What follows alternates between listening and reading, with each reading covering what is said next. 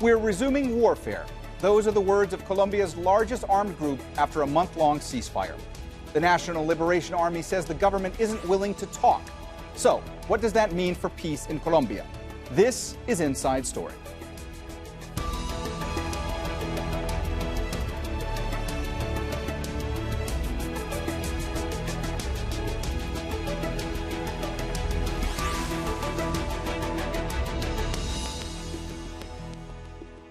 Hello and welcome to the program. I'm Mohammed Jamjoom. We're talking Colombia today. The National Liberation Army, better known as the ELN, says it's resuming its 5 decades-long armed activity after declaring a ceasefire exactly 1 month ago. The country's largest rebel group says it agreed to a truce to alleviate the humanitarian crisis caused by the coronavirus pandemic and as a gesture of peace.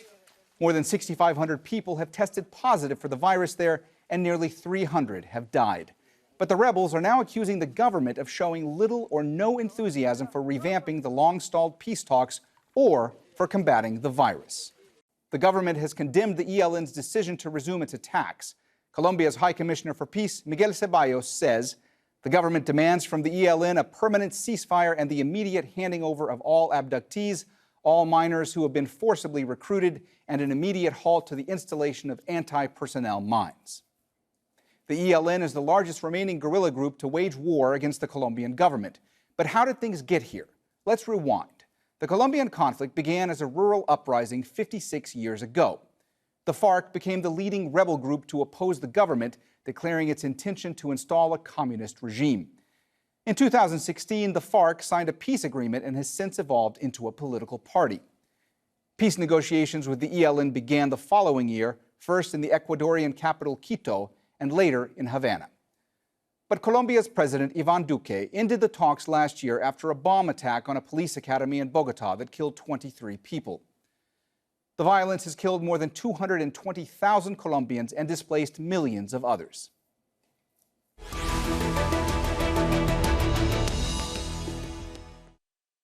All right, let's introduce our panel. In Bogotá, capital of Colombia, Sergio Guzman, director at Colombia Risk Analysis, a political consultancy. In Manchester, Colin Harding, editor at Latinform, a consultancy and information service. And also in Bogotá, Jorge Restrepo, director at CERAC, a conflict analysis research center. Welcome to you all. Sergio, let me start with you. Is there any chance this ceasefire can be renewed, or is it more likely now that the ELN will dig in and it will not feel pressure to negotiate going forward? Thanks, Mohammed. It's a pleasure to be here with you and commentating on this issue. I think the ELN has already manifested that it will not negotiate in good faith with this government. And although its unilateral action of a ceasefire was positively seen by the rest of the world, now it's trying to extricate a better negotiating position with the government. So this all makes it more likely that the ELN will begin in the short term armed actions to pressure the government into a different negotiating position. Colin, the ELN beyond Colombia also has a powerful presence in Venezuela. So I'm wondering, how much does that contribute now to the group feeling like it's in a rather strong position? I think that probably is the case. I mean, they have established a very cozy relationship with the Maduro government in Venezuela. They have a big presence on the border between the two countries, but also in other parts of Venezuela as well, particularly in the gold mining area of the Orinoco Basin. And they're involved in all manner of activities in Venezuela, illegal activities, particularly illegal gold mining and drugs, of course. Venezuela is now a key transit point for drugs from South America to the rest of the world. So they enjoy the protection of the Maduro government, which sees them as a sort of strategic asset. If the United States is threatening Venezuela, to have a well-organized armed group like the ELN as a sort of buffer between them is obviously regarded by the Maduro government as an important asset. So as far as the ELN is concerned, they do have abundant resources coming from their activities in Venezuela, and I don't think they feel under particular pressure. They would like negotiations with the government, and but they're not under any feeling that they need to move quickly. And of course, they've seen what's happened to the FARC, the other guerrilla group, since it reached an agreement with the government, and a number of their people have either gone back to taking up arms or they've been killed. So I think the ELN really feels fairly comfortable at the moment. Jorge, UN Secretary General Antonio Guterres had called in March for an end to all armed conflict around the world. The ELN had responded to the call by announcing its ceasefire. The UN was quite happy about that, but Guterres was ignored by the Colombian military. Why is that? Well, you see, there is no an exchange of positions between the ELN and the government. What occurred, nevertheless, is that, and this is something that I reckon we need to recognize here in Colombia and internationally need to be recognized to the government, and has not been done so this way. The Colombian state forces have stopped any type of offensive action, attack, or operational activities from the military against the ELN. We, in fact, had a complete frozen conflict for the past 45 days with the ELN. That is very good news, but I have to say, this is not a negotiated agreement. It's simply the fact that the Colombian state forces choose to redirect the resources to the attention of the epidemic and also to tackle other security issues that we have here in Colombia, most of them related with organized crime groups. Then, in fact, the government did comply with the request of the UN, but without making any public announcement or formal pronouncement. Sergio, while this ceasefire was in effect, how much were levels of violence actually reduced? It depends where you're looking at, because while in some of the conflict areas, violence between the military and the ELN was reduced, criminal armed organizations continued to encroach in different territories throughout Cauca, throughout the Catatumbo, throughout different parts of the Bajo Cauca Antioqueño and Chocó. There's been mass displacements. There's been assassination of social leaders. So this is not by any means a triumph or a return to peace. It is a complication of the current situation on the ground in many places, with authorities tied up in other matters. Colin, the end of this ceasefire comes just weeks before health authorities in Colombia project that the pandemic is really going to put the country's fragile health system to the test. So how much will the resumption of the attacks further diminish the government's capability to respond to the pandemic? It can't help, can it? We've had, as you've said, more than 6,000 cases in Colombia and getting on for 300 deaths reported so far. The government the ELN accused the government of not actually doing anything very much to alleviate the effects of the pandemic, but I'm not sure that's absolutely true. They are trying their best to take measures to deal with it. But that they really don't want to return to full-scale military actions against the ELN. And of course, it was notable that there hadn't been any clashes at all since the middle of March, even before the self-declared ceasefire by the ELN started. So the government the military weren't really taking actions forward against the ELN, at least in the weeks before the ceasefire, and of course they are trying to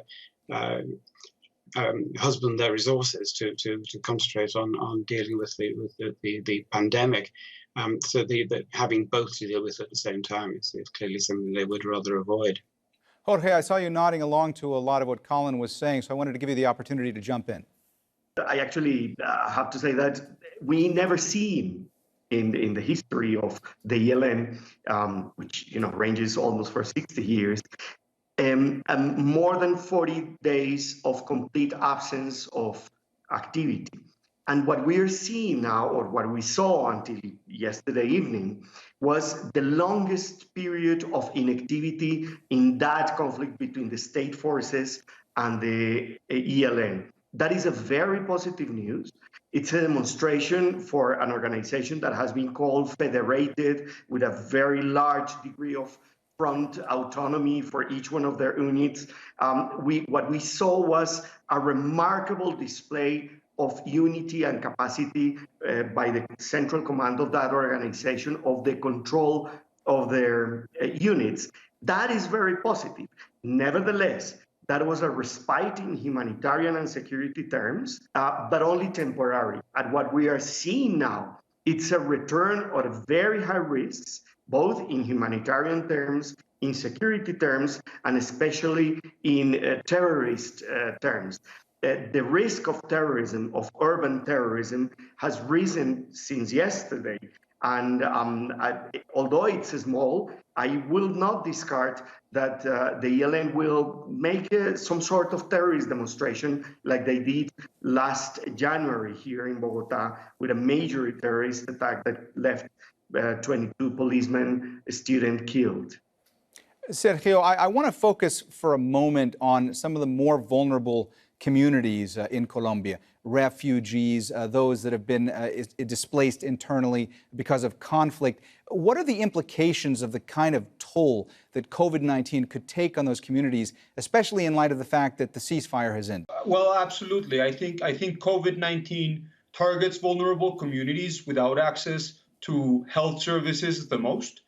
This is namely not just Venezuelan nationals here in Colombia, but also a lot of Colombians in rural areas. And now that the virus has spread throughout the country, it's going to be very difficult for authorities to be able to cope with the demand for medical services, ventilators, intensive care units in rural areas. If demand in cities like Bogota and Medellin and Cali is already stressed, I can only imagine how it's going to be. But I wanted to address something that Jorge was saying on terrorist attacks by the ELN, because I think the likelihood of an attack is more likely, but it's important to remind that the ELN, in many of its actions, is targeting critical infrastructure as well, and public authority and public security forces, not generally the public itself or civilians, but it targets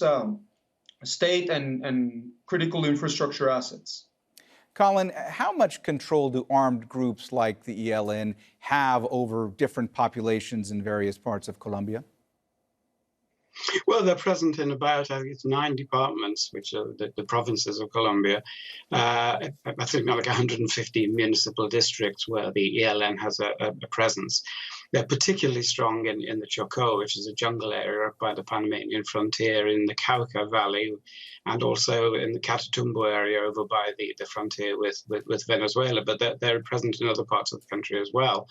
And where they have their armed fighters, and there are about 2,500 of them, they clearly do have a very considerable control over the lives of the local population.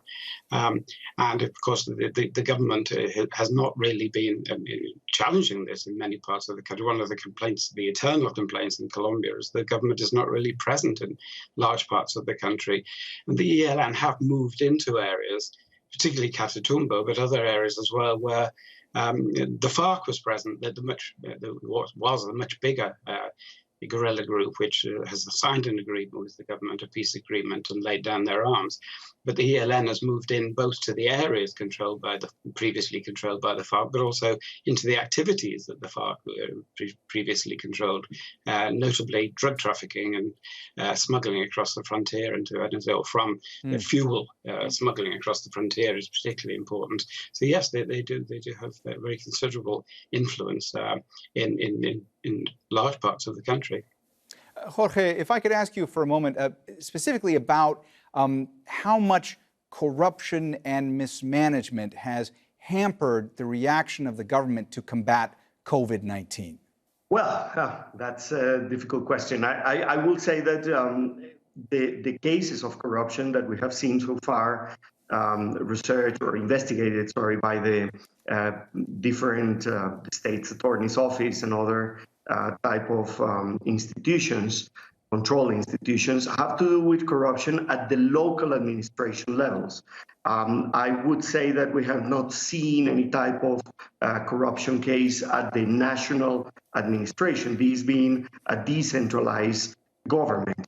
In my view, there has been a remarkable display of efficiency, unity, and coordination despite differences between the local and the national authorities. There has been a remarkable and quite important display of actions to tackle COVID. But may I add something to your previous question, Mohammed? Yes, please go ahead. Very briefly. I will add to what Colin said in terms of the regions where the ELN is operating, also two other regions, apart from Catatumbo and Chocó, the Bajo Cauca, Antioqueño, Nariño, and Cauca. But there is a point which is really important. The ELN do not have control in those areas. In all those areas, plus Arauca, I was forgetting the sixth one, in these 6 areas, the ELN is in all of them, disputing the sources of rents from narco trafficking, from extortion, from kidnapping, illegal logging, gold mining, illegal gold mining. They're disputing that with organized criminal groups. In those areas, they don't have a settled presence. And that is what makes the ELN so damaging for the communities and so threatening in terms of security. Because the ELN carries with it these type of violent activities which are very negative for the communities. And in terms of the humanitarian impact, those communities which are more vulnerable to the violent presence of the ELN are indigenous communities, which happen to be in 4 of those 6 areas. Sergio, I also saw you nodding a lot the last few moments. Did you want to add to what Jorge was saying? No, I think Jorge is absolutely right. I think looking at the ELNs also, now that the migration flow is turning a little bit from Venezuela to Colombia, now Venezuelans are returning to their country. The ELN and many of these armed groups that Jorge referenced fight over the control of some of these informal crossings. And this is especially a place where immigrants are vulnerable to harassment, to abuse. Dr. Julia Zolliver has frequently mentioned how women especially are vulnerable to sexual harassment and rape in these crossings. So I think it's important to mention that as well. Colin, there are political analysts who have said that in Colombia there are 3 separate pandemics going on. There's coronavirus, there's hunger, and there's corruption. And they've said that the current crisis is really pointing out just how inequitable things are there. Would you agree with that assessment? Well, yes. I mean, there's absolutely no doubt that Colombia does suffer from great inequality. Certain parts of the country are quite prosperous, or certain social groups are prosperous, particularly in the big cities. But also there's a great deal of poverty, both in the urban and rural areas. So they have an awful lot to contend with. And also, in addition to that, they've had the presence of literally millions of Venezuelan refugees in recent years. Some of them, as has just been said, have now started returning to their own country, but there are still plenty in Colombia. And they have to be accommodated as well. So to have the coronavirus pandemic as well as all that, of course, it greatly increases the burden on the government. Jorge, let me ask you, the government has started saying in the last month that they were going to be delivering subsidies to millions of impoverished families, millions of vulnerable populations. Has that help actually started arriving to these families and these populations? Yes. I mean, over the past 3 weeks, there has been the delivery of at least 4 different packages targeted to older people, to families with children, and to people that belong to the informal sector and have lost any ways of earning an income. They have reached at least 10% of the population. what I referred before to a remarkable display of efficiency for rather slow and inefficient and ineffective state. They've been able to mount this program, as well as in other Latin American countries like Peru. They have been able to address this lack of funds. The problem, in my view, is the sustainability of these programs. I reckon the state coffers won't be able to afford more than 2 months of these type of subsidies to the poor in Colombia. Sergio, I see you nodding as well, so I want to ask you, you agree with that it's going to be sustaining these programs? That's what's going to be the major challenge? Yes, absolutely. That, and also reaching the workers that are outside the social safety net of the state. Because Colombia has more than 3 million families that are currently enrolled in the conditional cash transfers programs that the government finances every month. And those are the first ones that the government has tried to reach with this Ingreso Solidario program. But then there's also the network of more than 10 million people who dedicate themselves to informal work. Reaching them has proven to be much more difficult than some would argue. And although the government has displayed a remarkable agility in doing so, this is the most ambitious conditional cash transfer program or unconditional cash transfer program the government has ever done. There still have been some technical glitches, which observers have pointed out with some measure of reason that they mistrust the government financing some of these individuals and how the government accounts for the resources that it spends. So I don't think it's necessarily been a flawless exercise, but I do think that issues of corruption are going to become much more heavily scrutinized by the public opinion in general. Colin, I know we've touched on this a bit in previous answers, but I just want to dig in a little bit more on what any kind of potential negotiation might look like. I mean, what kind of concessions would the ELN like to see from the government? Well, the ELN, and this has been the case for several years now, want their political status recognized. They want formal negotiations with the government, which would recognize that position. I don't think, however, that they feel this is very likely to happen. And this is because they're up against a president, Iván Duque, who doesn't really believe in them. He was rather opposed to the FARC negotiations. He thinks the terms that were reached were too lenient, too favorable to the former guerrillas. And although he did continue the talks, as we've heard, they were cut off after the car bomb at the police cadet college in Bogota in January last year. But I think President Duque really would prefer individual deals to encourage guerrilla fighters to lay down their arms under special terms. And I don't think that there's much chance of that happening. There have been several thousand ELN fighters over the years who have laid down their arms and returned to legal activities. But I think at present, this is quite unlikely.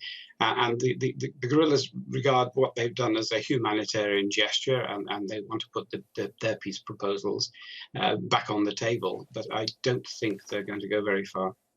All right, well, we have run out of time, so we are going to have to leave the discussion there. Thanks so much to all our guests, Sergio Guzman, Colin Harding, and Jorge Restrepo.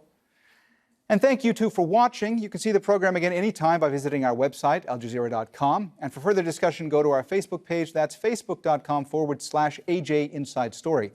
You can also join the conversation on Twitter. Our handle is @AJ Inside Story. From me, Mohammed Jamjoom, and the whole team here, bye for now.